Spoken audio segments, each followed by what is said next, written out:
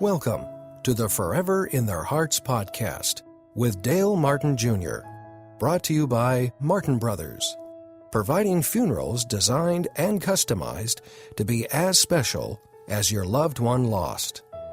Now, here's your host.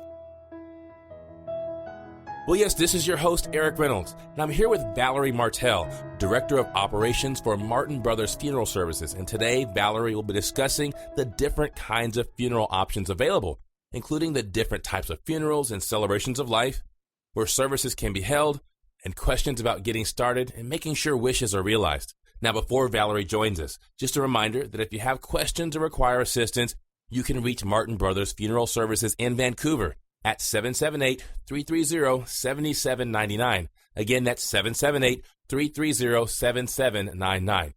Now, Valerie, it's great to be talking with you today. Oh, nice to talk to you, Erik. Well, I'm excited about getting into this conversation and this discussion on funeral options. So let me go ahead and just start and ask you that first question. Now, for myself personally, I've never thought about what I would like to have for a funeral. Valerie, can you talk to us and help us out with what kind of options are out there? For sure. Everybody's unique, and funerals really reflect that, especially these days. Funerals are really as individual as the person being memorialized. And, that being said, there's always room for traditions. People come to us with religious traditions, family traditions, cultural traditions, and, that'll always be a big part of the end-of-life ceremony. But, even if there's no particular tradition in place, there's an opportunity to begin one. So, options are endless. There'll always be a place for traditional burial. That's, something that's been done in the past and still done today. More and more cremation is popular, cremation and memorial service.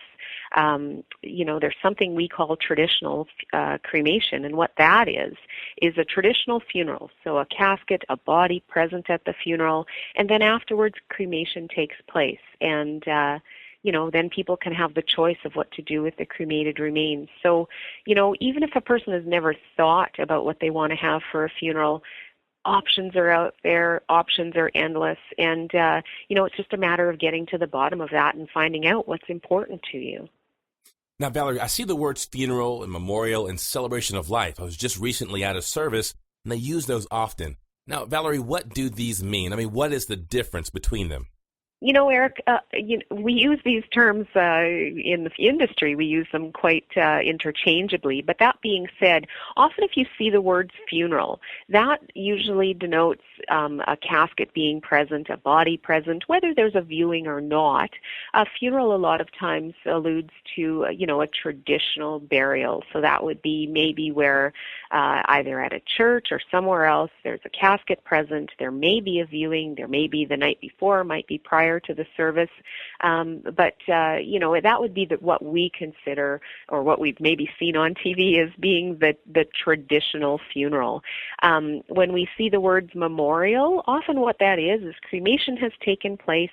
You don't know, perhaps the family has had a viewing, and we really think that's important.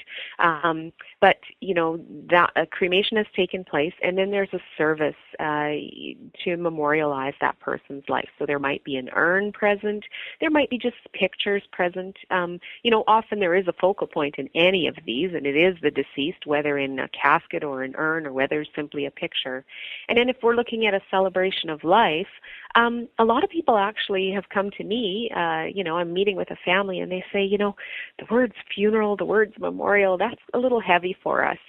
What we're looking for is we're really looking to celebrate his life. He's been around for 80 years or whatever, and, we really want to look at this as a joyous, sad, but joyous occasion, celebrating that, this person has given us so much in life. And so people like to use that term, celebration of life, and that's, getting to be more and more popular. In reality, as people, we don't have to worry a whole lot about this, but, you see those different words, and it is kind of a mystery to people, but, hopefully that clears it up just a bit. Well, it sure does, and I appreciate it. And actually, I think I'm about to make everybody a little uncomfortable. My mom always said, don't talk with anybody about religion and politics, but I've got to ask you, do I have to be involved in a church to have a funeral? No, absolutely not. And, people, will come to us, and certainly those traditions, religious traditions, are still in place. And if you are involved in a church, by all means, a lot of time when it comes to end of life, ceremony, celebration, whatever you want to call it, often that is connected to the church. However, people who are not involved in a church, by all means, they can have a funeral or a memorial or celebration of life. Just like I said at the beginning of our conversation, everybody's unique, and, funerals really reflect that. They reflect the individual. So, I might be connected very, very well to my country club, for instance, and it makes a lot of sense that when I die, that's where I'm going to go, and that's where I'm going to have my service. You don't have to have clergy to celebrate the funeral. You can certainly have a friend or a funeral celebrant, or just somebody who works as an MC take care of running that funeral along, and your funeral home can help you find that person. Funerals don't, at one time they were often in the church. They don't need to be there now. They certainly can be, but they can be anywhere. We've held funerals in parks. We've held them at, golf and country clubs, the tennis club, hotels. There are so many venues out there, and there are so many beautiful venues in and around Vancouver. And, funerals can happen anywhere, whether it's a service with a casket involved, or whether there's an urn present, or simply photos of the deceased. We can make that work, and you don't have to be involved in a church.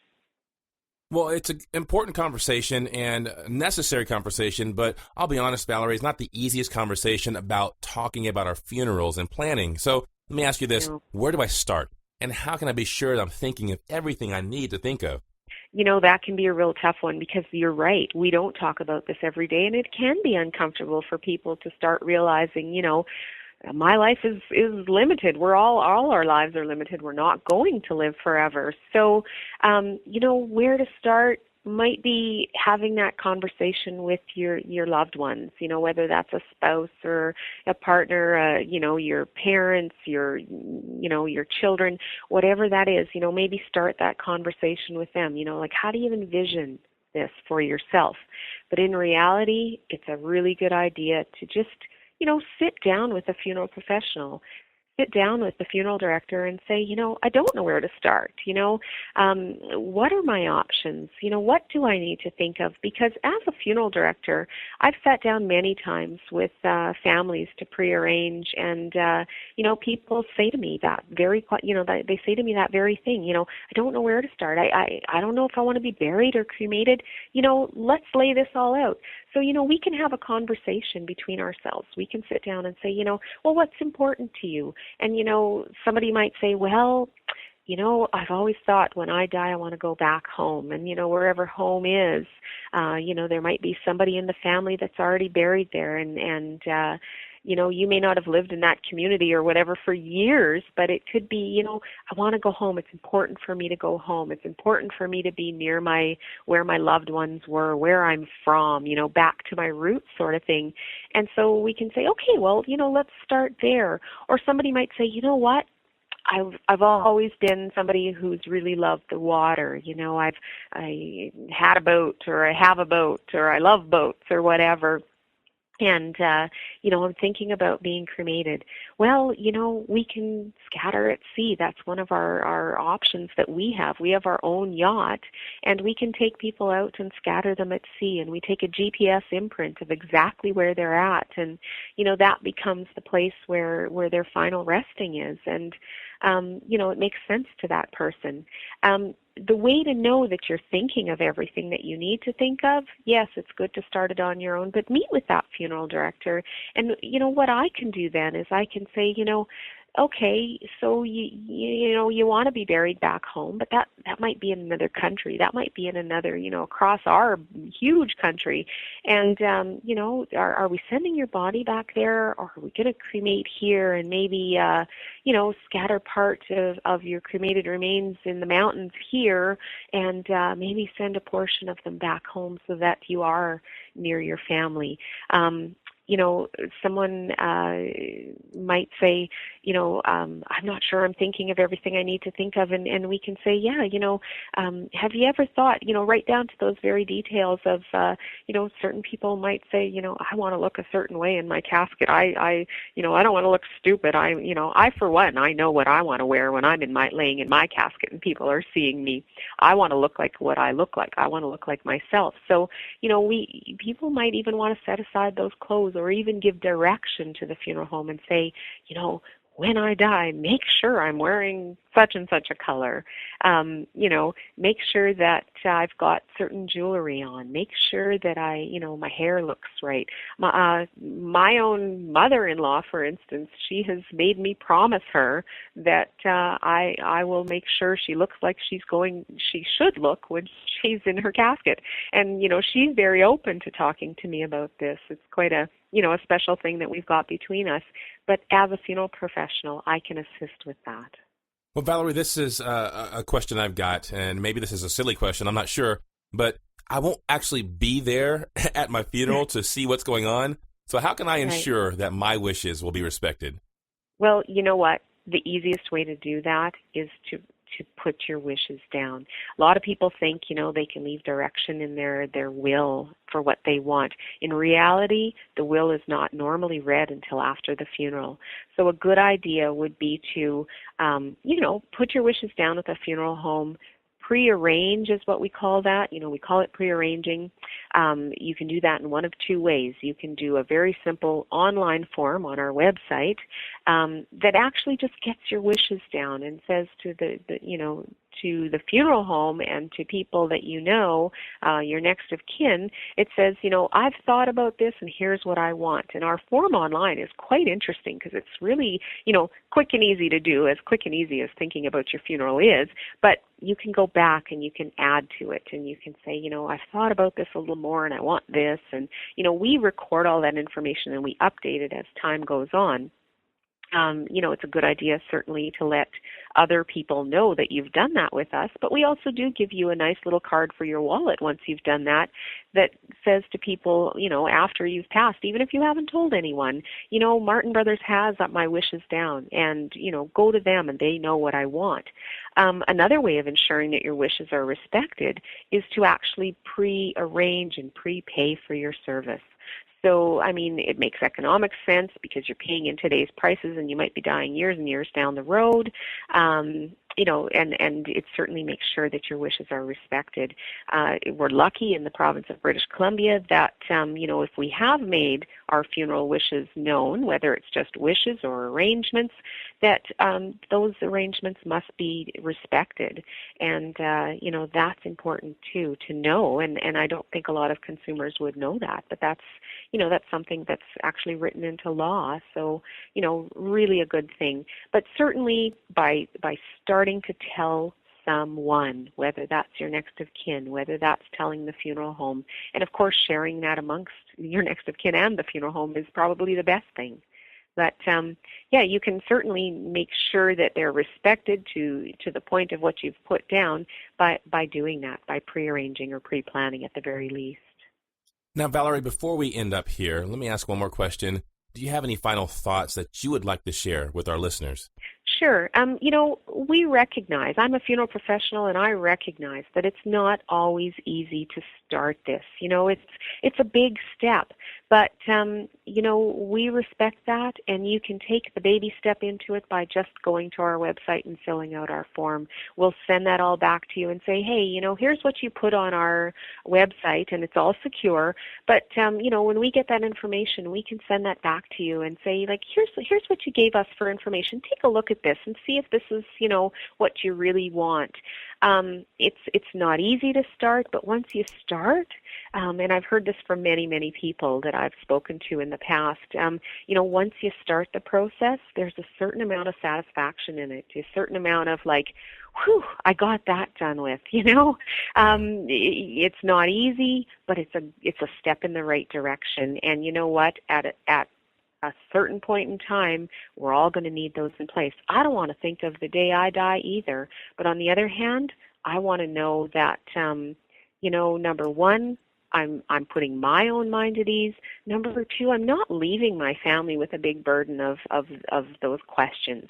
So, if I can get one thing across to people, it's that, I know it's tough to start this process, but you know what? There's some satisfaction involved in starting it. Well, Valerie, thanks so much for the conversation and your time today, but we're at the end of the podcast. Now, for our listeners, if you can think of someone who might benefit from what we've covered here today, forward this podcast to them. I promise you they will be excited and thankful that you did. Now, if you have questions or require assistance, you can reach Martin Brothers Funeral Services in Vancouver at 778-330-7799. Again, that's 778-330-7799. Or visit their website at www.mbfunerals.com. Again, that's www.mbfunerals.com. Now, Valerie, for myself, for the listeners, thanks so much for the conversation today. Thanks, Eric.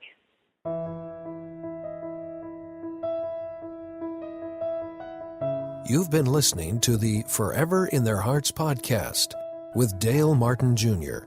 from Martin Brothers Funeral Services. Our 4 generations of service in the funeral profession have equipped us with a legacy of understanding. In your hour of need, Martin Brothers is there. Call Martin Brothers in Vancouver today at 778-330-7799 and visit them online at www.mbfunerals.com.